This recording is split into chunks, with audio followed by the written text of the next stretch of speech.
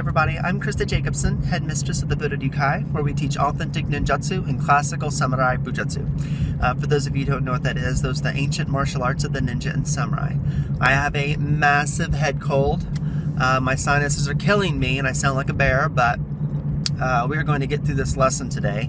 I had a question from one of my students, and the question was, how much time is needed to put in to be good at the martial arts? Like, how much time do I really need to spend training? He said that he had read somewhere that, overtraining is just as bad as undertraining. And in many ways, that's true. I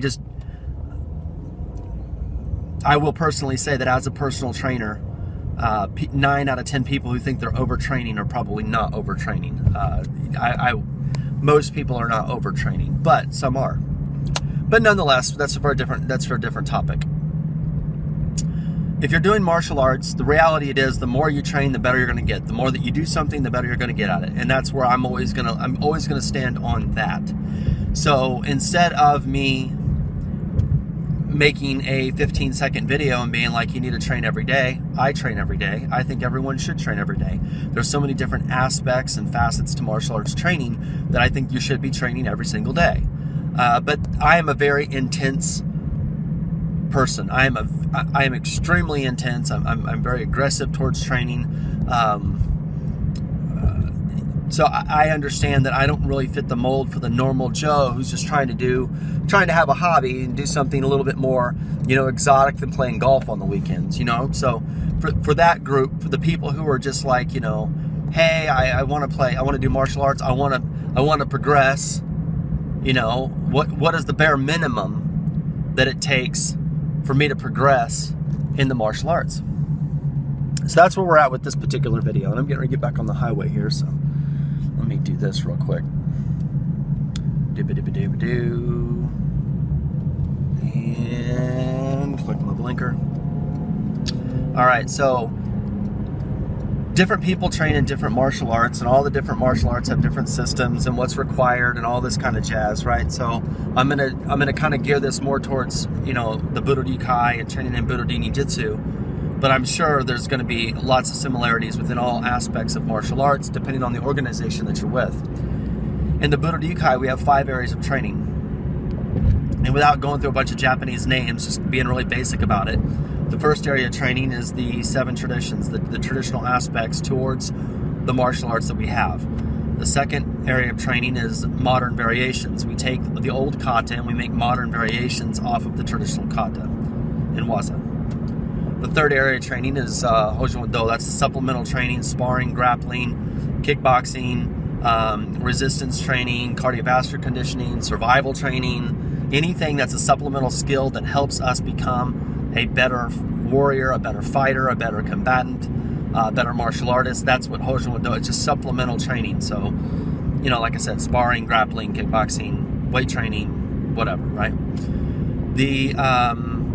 The fourth area is Nihon Mushikyu. That's going to be the studying the scrolls, studying the ancient texts, studying the historical writings of the samurai and ninja and what really happened in history. Not just, reading some old story and thinking it has truth to it. Really questioning everything and trying to find the truth through historical research. The fifth area of training is Sesshin Teki Kyoyo, which is spiritual refinement. Now, in the beginning, that doesn't have really a lot to do with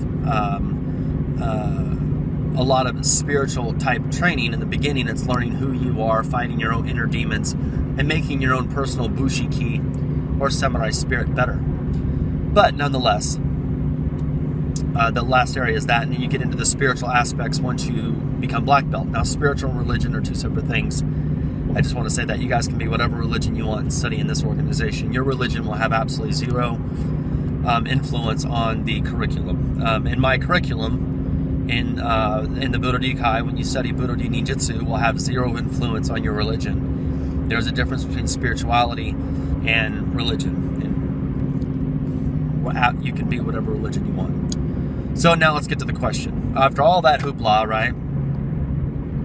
I think everyone should be training in martial arts every day. I think every day that goes by, you should be trying to train your body, your mind, and your spirit to become better. But if you can't do that, let's just say you're one of those people that you're just really not that dedicated. Well, then you got to look at what martial art are you with? What are the requirements to progress to the next rank? Because I'm pretty sure this person, when they ask the question, they're talking about rank. I want to get to the next rank. You need to ask yourself those questions. What do I need to do to get to the next rank?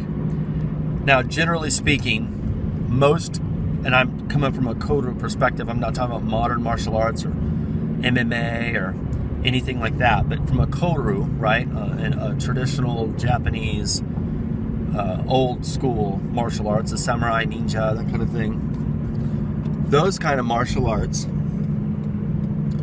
you're going to have a variety of different things you have to learn. Like you're going to have to learn various types of weapons, various types of empty-handed techniques.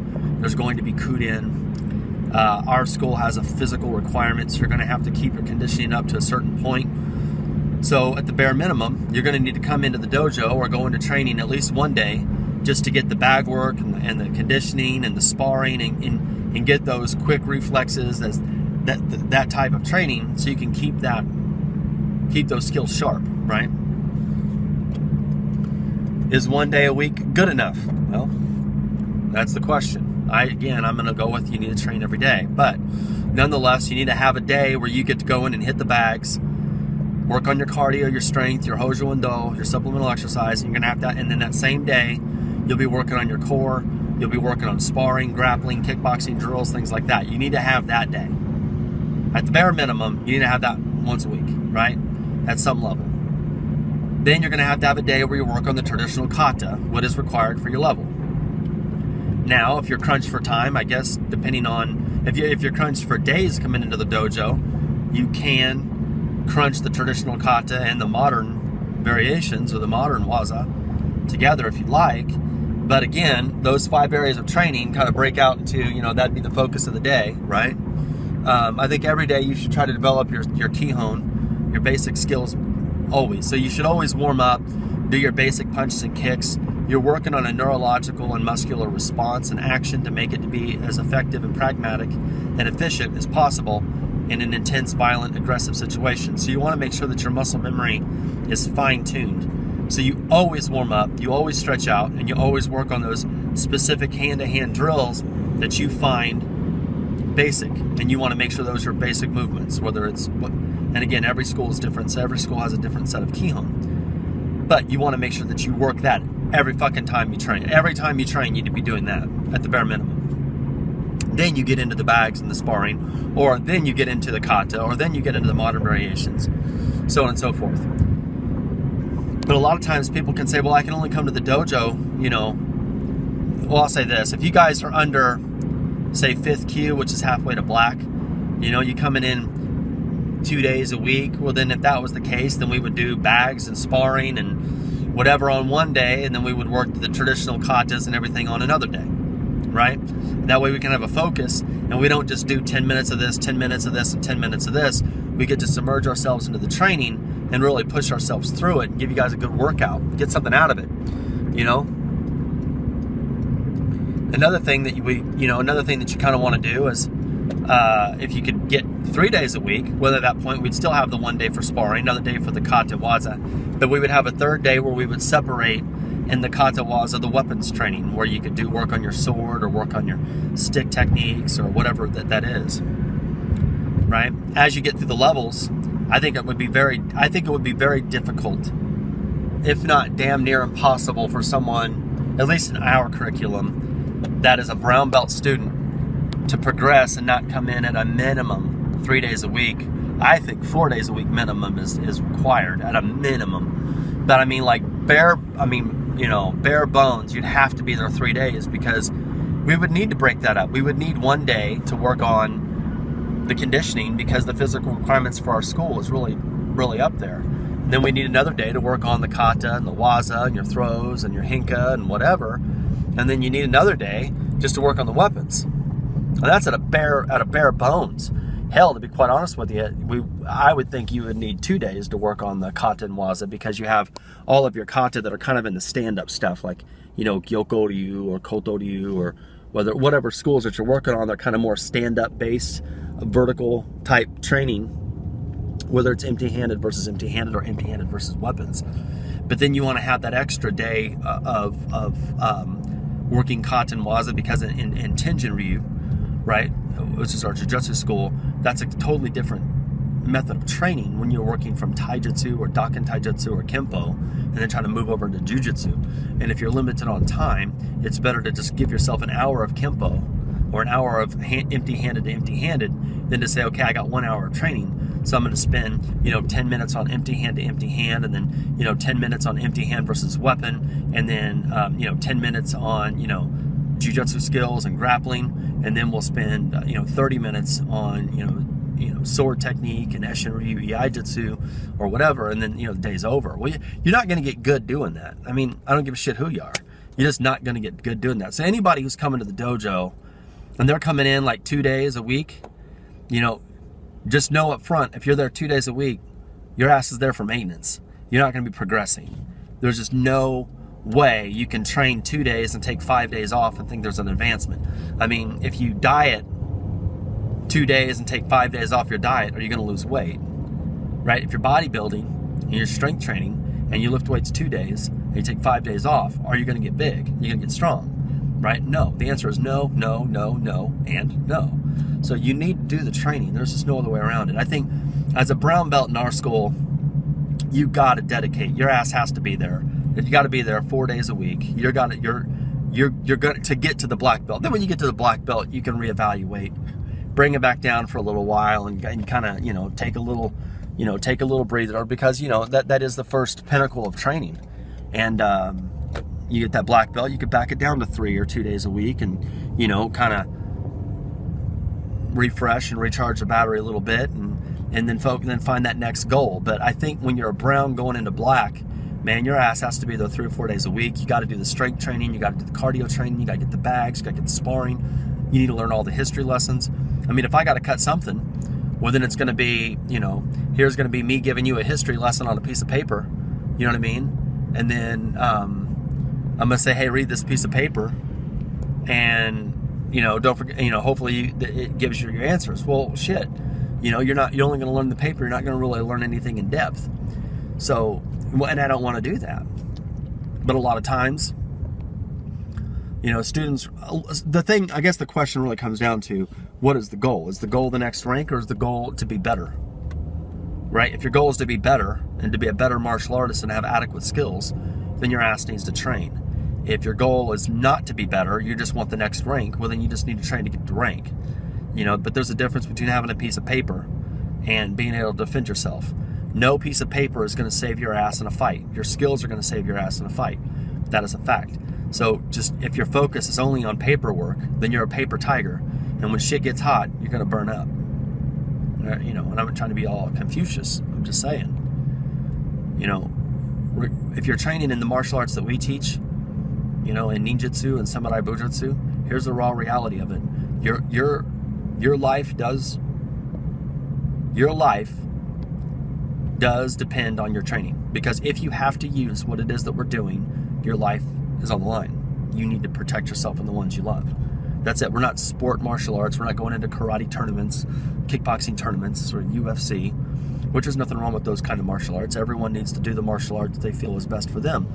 And then that's the great thing about martial arts, is a variety of different ways of training, and everyone gets to find their own personal outlet and expression through martial arts. But in this kind of martial art, in the kodoru of ninjutsu and bujutsu, your life is on the line. If you have to do this, your ass is on the line. And if you don't have the adequate training and the adequate skills to protect yourself, and the only thing you're doing is making sure you know the next kata so you can get the next belt, you just get your fucking ass whooped. So when you say, what's the minimum training, what's the minimum training? There is no minimum training. Life is training. We started in the darkness. We see the light, and we're going to end in the darkness. And during that time, you get to have the opportunity to develop your skills the best you can before you go back to the darkness. Right? So, don't waste your life on stupid shit. So many people, I've got to watch this TV show, and I got to binge on this TV show and all that. And all those shows are great, and having shows to watch and having outlets of entertainment is wonderful. Everyone needs that. But there's a difference between a need, there's a difference between a need and a want. And it's always good to want to have a good time, You know, it's always good to have a good time, but it's not good when you need to do those things. It's good to have a beer, but it's bad when you need the beer, right? It's always good to go out to the club and, you know, and dance around and have a good time. That's great. There's nothing wrong with going out to the club and having a good time. There's only a problem when you need to go to to have a good time. You need to go to the club. You need that beer. You need that cigarette. You need that. Once you need, then there's an issue, right? So, you know, it's all, you know, go back to that saying, you know, what you want is not what you want, you know? So, all right, well, I'm pulling in. So hopefully I answered your guys' question. That was a whole lot. If you have any questions, stick in the comment section below. Oh, and anyone who watches this video, if you guys are interested in authentic ninjutsu and classical samurai bujutsu, check out my website at www.budodininjutsu.com. There you can see everything that we teach, the 7 different warrior traditions and the curriculum. You can also see a list of our dojos. If you don't live next to one of our dojos, we do offer an online ninjutsu training. You guys can join the online ninjutsu dojo and start your training today. So thank you guys very much for your love and support, and I will talk to all of you guys later. Bye.